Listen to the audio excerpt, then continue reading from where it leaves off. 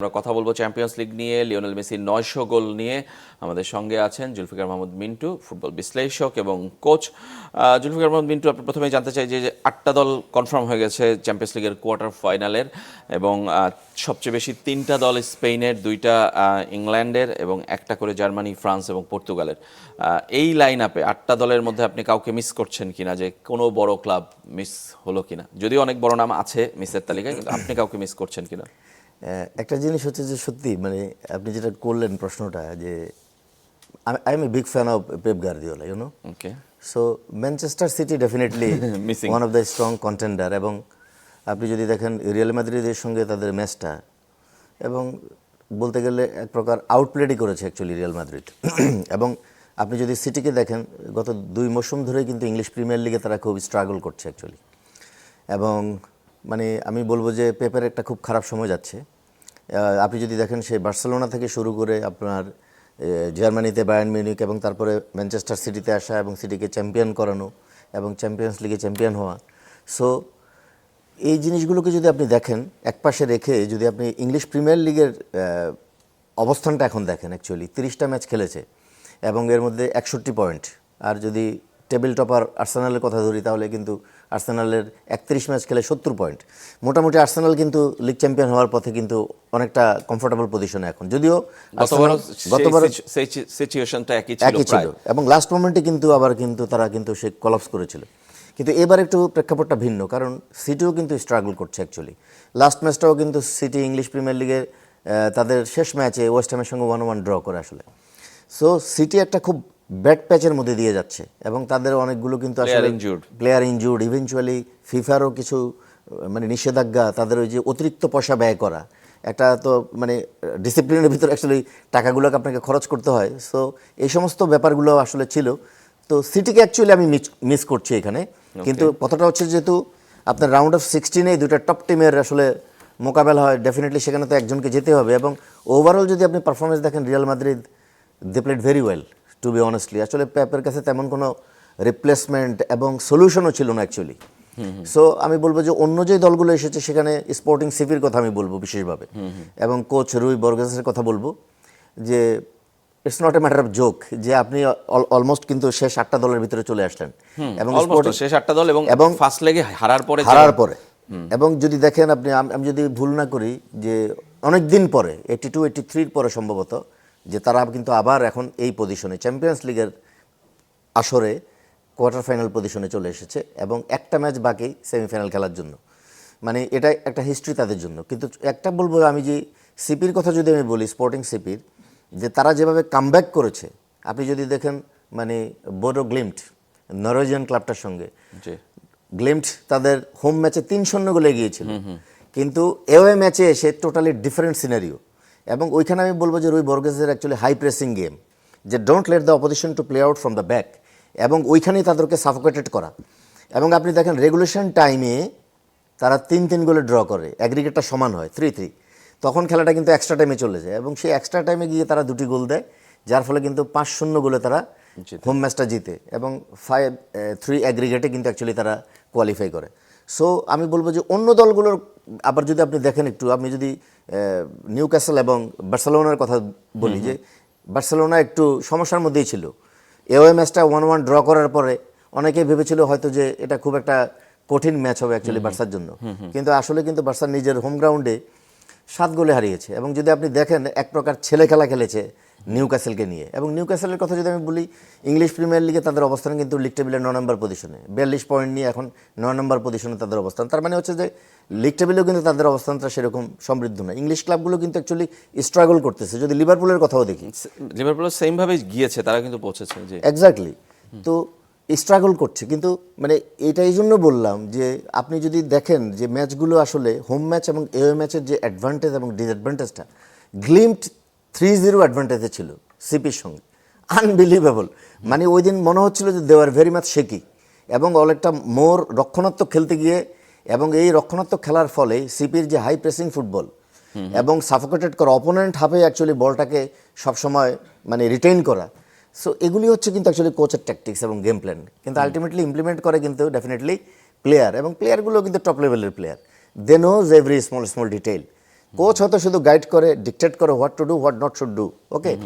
But এগুলি খেলা থেকে কিন্তু আসলে বোঝা যায় যে হোম অ্যান্ড এওয়ে ম্যাচের অ্যাডভান্টেজ এবং ডিসঅ্যাডভান্টেজটা একটা টিম কীভাবে আসলে নিতে পারে। গতকালের 4টা ম্যাচ যদি আমরা দেখি, আমি দেখলাম যে সবগুলোই খুব বড় স্কোরের খেলা হয়েছে। আতলেটিকো মাদ্রিদটাকে যদি আলাদা রাখি, তারা হেরে গিয়েছে।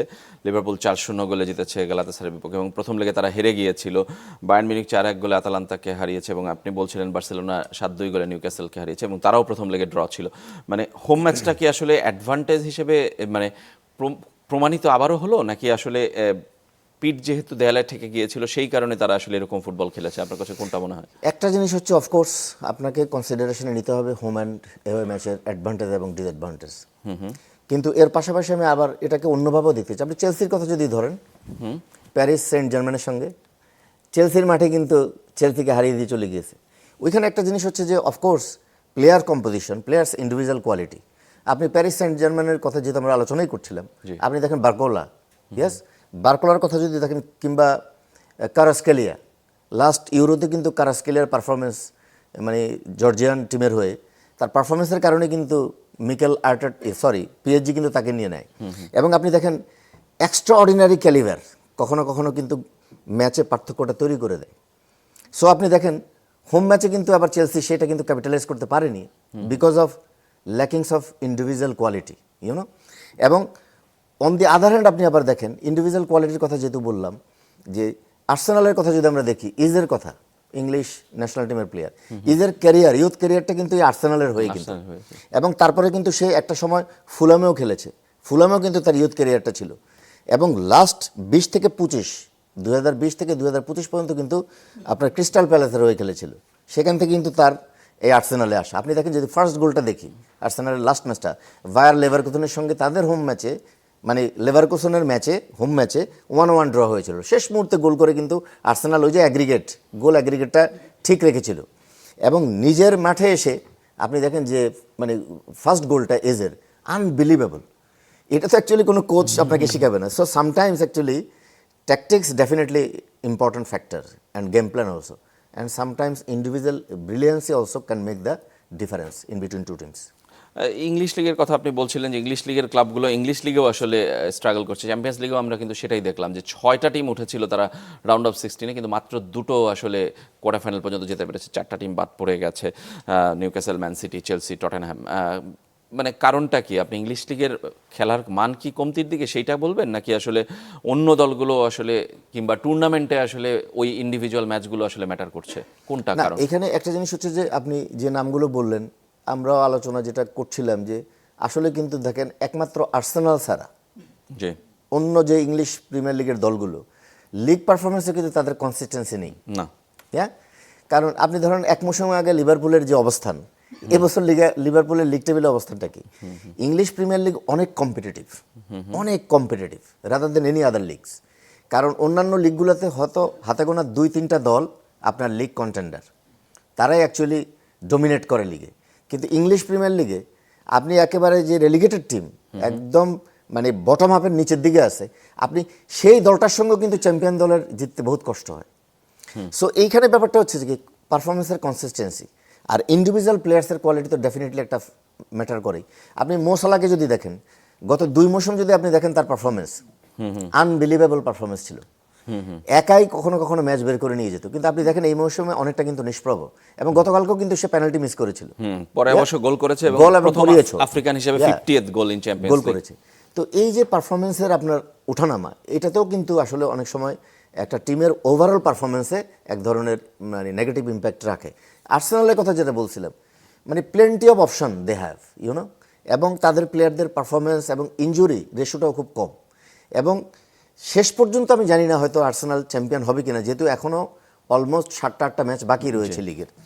সো এখানে এনিথিং ক্যান হ্যাপেন, যদিও ডিফারেন্সটা মানে সিটির সঙ্গে খুব একটা বেশি না।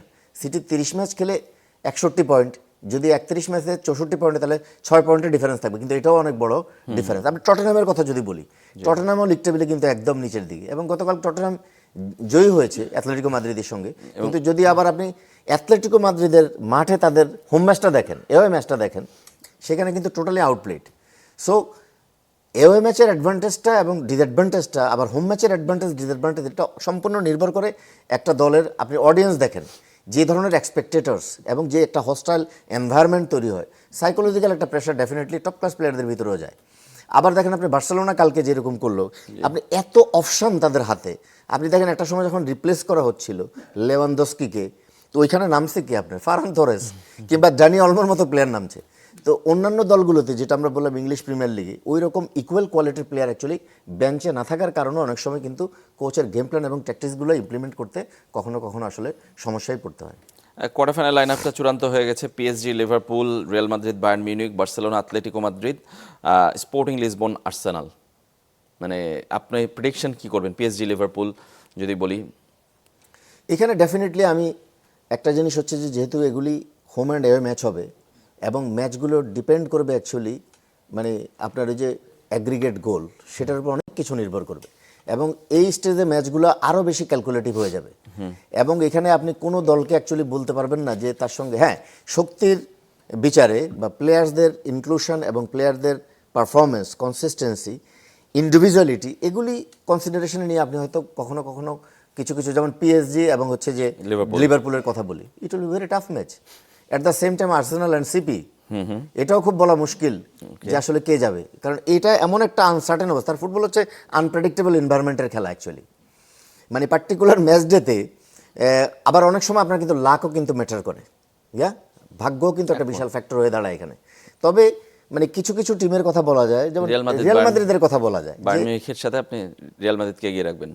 অফকোর্স ওকে। এখানে একটা জিনিস হচ্ছে যে সামটাইমস কিছু কিছু জিনিস, পিএসজির খেলার স্টাইল যদি আমরা দেখি, প্যারিস সেন্ট জার্মানের পজিশন বেস ফুটবল এবং সামটাইমস কাউন্টার অ্যাটাকিং বেস, দুটাতেই কিন্তু তারা এফেক্টিভ। যখন কাউন্টার অ্যাটাক করার কোনো স্কোপ থাকে না অ্যাকচুয়ালি, তখন কিন্তু বিল্ড আপ ফুটবল খেলে, বল পজিশনটা রিটেন করে আবার অ্যাটাক ইনিশিয়েট করার চেষ্টা করে।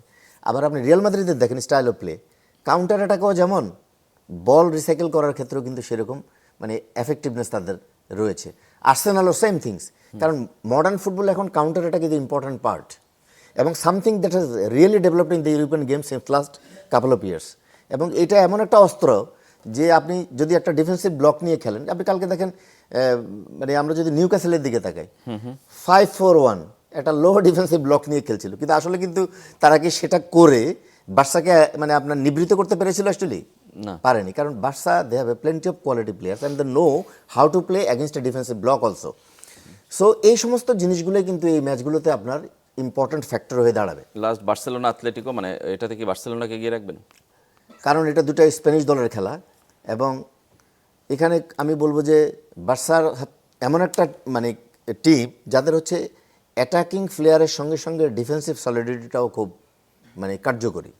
আর যদি অ্যাথলেটিকোকে আপনি দেখেন, আপনি দেখবেন অ্যাথলেটিকো কিন্তু সবসময় খুব নামি দামি প্লেয়ার কিন্তু দলে নেয় না এবং তারা মানে দিয়েগো সিমিওনি দীর্ঘদিন ধরে কিন্তু দলটার দায়িত্বে, এবং এটা যে একটা খুব মানে টাফ ম্যাচ হবে বার্সেলোনার জন্য, আপনি হয়তো আগামী মাসেই খেলা, সুতরাং সেই ম্যাচটার জন্য আপনাকে কিছুটা অপেক্ষা করতে হবে। এই কারণে যে আপনি যদি দেখেন মানে ট্যাকটিক্স এবং গেম প্ল্যান কনসিডারেশনে নিয়ে যে দিয়েগো সিমিওনির ট্যাকটিক্স এবং গেম প্ল্যানগুলো আপনার প্রতিপক্ষ দলের কিভাবে আসলে তাকে আপনার মানে নিবৃত করতে হবে, তার সর্বোচ্চ অস্ত্রটা কীভাবে যাতে ব্যবহার করতে না পারে, কিন্তু যেটা খুবই ডিফিকাল্ট অ্যাকচুয়ালি।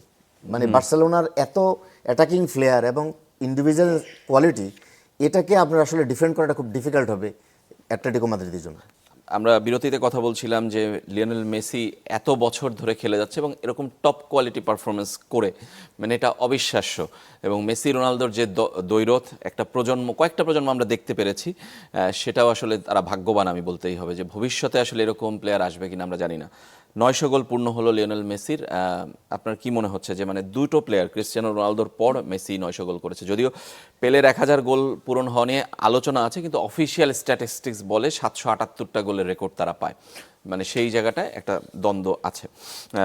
আপনি কি বলবেন যে মেসির 900 গোল পূর্ণ নিয়ে? আগে সেটা শুনতে চাই। না, এখানে একটা জিনিস হচ্ছে যে মানে ওনার মতো প্লেয়ার, আমি যেটা আমরা মানে বিরতির সময় আলোচনা করছিলাম আসলে, যে মেসি কিংবা রোনালদো, আমাদের বয়স অলমোস্ট অনেক হয়েছে, তা আমরা তো গত মানে 20-25 বছর ধরে খেলা দেখছি আসলে। তো যেটা আমরা আলোচনা করছিলাম যে অলমোস্ট 20 বছরের মতো সময় এই দুইজন খেলোয়াড় নেক টু নেক চলছে এবং আবার আগামীতে কবে আমরা এই ধরনের প্লেয়ার আসলে দেখতে পাবো মানে ওয়ার্ল্ড ফুটবলে, যেহেতু আমরা খেলা দেখি মোটামুটি, এরকম কোনো খেলার কথা আমরা দেখছি না অ্যাকচুয়ালি, যে এই দুজনের জায়গা কখনো নিতে পারবে আসলে।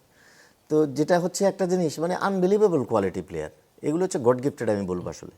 মানে এই ধরনের প্লেয়ার আসলে খেলা দেখতেও আসলে দৃষ্টিনন্দন। ওকে, এবং হয়তো এই ওয়ার্ল্ড কাপটা হবে ওনাদের দুজনের অ্যাকচুয়ালি শেষ বিশ্বকাপ। হ্যাঁ, এবং মানে আপনিও জানেন সেটা যে অনেকটা চাপ, ফিফারও চাপ আছে কিংবা আপনার স্পন্সরদেরও চাপ আছে, সেই জন্যই কিন্তু আর্জেন্টিনার হয়ে তারা এই শেষ বিশ্বকাপ খেলা। তো মানে আসলে এই দুজন খেলোয়াড় সম্পর্কে আসলে মানে এত সহজে মানে অল্প কথায় কোনো কিছু বলা আসলে খুব ডিফিকাল্ট। তাদের যে অর্জন মানে ওয়ার্ল্ড ফুটবলে মানে গ্লোবাল সুপারস্টার, যেটা আপনি বললেন একটু আগে, যে এই ধরনের প্লেয়ার আমরা হয়তো আসলে এই ওয়ার্ল্ড কাপের পরে মিস করব। এবং কত চ্যালেঞ্জ তারা নিয়েছে, এটা যদি আপনি একটু চিন্তা করেন আসলে আনবিলিভেবল। মেসির 900 গোল সম্পর্কে একটু বলে রাখি যে 672টা গোল তিনি বার্সেলোনার হয়ে করেছেন, 81টা ইন্টার মায়ামি, 32টা পিএসজি, আর আর্জেন্টিনার হয়ে 115টা। এবং এই 900 গোলের 755টা বাম পায়ে করেছেন। মানে বাম পায়ের জন্য যে তার যে একটা বিখ্যাতই। মেসি এবং রোনালদোর ক্ষেত্রে একটা কথা জাস্ট জানতে চাই যে ইন্টার মায়ামিতে মেসি জয়েন করা কিংবা রোনালদোর সৌদি লিগে জয়েন করা আল নাসেরে, সেইটা কি তাদেরকে হেল্প করছে এই গোলটা কন্টিনিউ করার ক্ষেত্রে? তারা যদি টপ ইউরোপিয়ান লিগে খেলতো এরকম করতে পারতো কিনা, এই বিতর্কটা কি আছে কিনা আপনার মনে? একদম আমি একটা জিনিস সংক্ষেপে। বলবো যে ওইটাতে ওই বিতর্কে অ্যাকচুয়ালি আমরা যেতে চাই না। ওকে। কারণ শুধু ইন্টার মায়ামি কিংবা আল নাসেরে খেলা না, তার আগে তারা যখন ইউরোপিয়ান ফুটবল খেলেছে সেখানে তো তারা টপ লেভেলে ডমিনেট করেছে। আর ডেফিনেটলি ইন্টার মায়ামি কিংবা আল নাসের সৌদি লিগে এখানে তো কম্পিটিটিভনেসটা একটু কম। কিন্তু তারপরে একটা কথা হচ্ছে যে কোয়ালিটি, মানে এটা হচ্ছে মানে permanent quality. Yeah, form is temporary, form সময় সময় থাকে আবার থাকে না, কিন্তু কোয়ালিটি, এমন কোয়ালিটি প্লেয়ার মানে এদেরকে আসলে ইতিহাসই আসলে বিচার করবেন। ধন্যবাদ আপনাকে জুলফিকার মাহমুদ মিন্টু আমাদের স্টুডিওতে আসার জন্য। আমাদের সময় শেষ আজকের মতোই। মেসি রোনালদোর কথা বললে শেষ করা যাবে না, তবে আমরা একটা কথা জানিয়ে শেষ করতে চাই, সেটা হলো যে শনিবার যেদিন থেকে ঈদ হবে, ঈদের দিন থেকে 5 দিন আমাদের ক্লেমন বিয়ন্ড দ্য গ্যালারি বিশেষ আয়োজন থাকবে, আপনাদের দেখার আমন্ত্রণ রইল। যদি শনিবার ঈদ হয় তাহলে শনিবার থেকে, শুক্রবার ঈদ হলে শুক্রবার থেকে, যেদিন ঈদ হবে সেদিন থেকে 5 দিন বিশেষ আয়োজন দেখার আমন্ত্রণ জানিয়ে আজকের মতো এখানেই শেষ করছি।